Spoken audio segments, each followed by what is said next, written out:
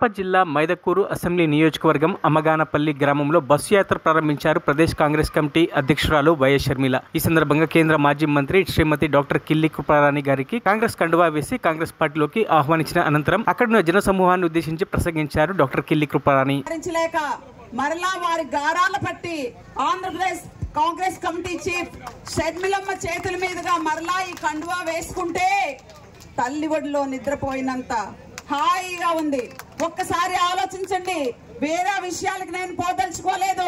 ఈ రోజు ఆంధ్రప్రదేశ్ రాష్ట్రంలో వైఎస్ఆర్ కాంగ్రెస్ పార్టీ జెండా ఎగురవేసి షర్మిలమ్మ అన్న జగన్మోహన్ రెడ్డి గారు ముఖ్యమంత్రి అయ్యారు అంటే దానికి ప్రధాన కారణం నేటి ఆంధ్రప్రదేశ్ కాంగ్రెస్ కమిటీ చీఫ్ షర్మిలమ్మ అని నేను అంటాను।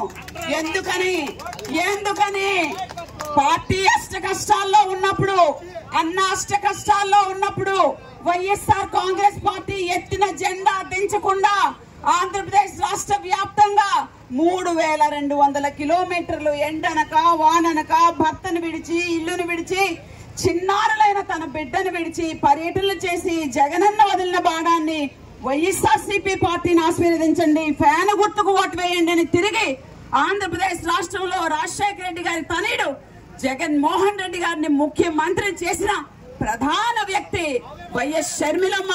దీన్ని మనం అందరం ఒప్పుకోవాలి।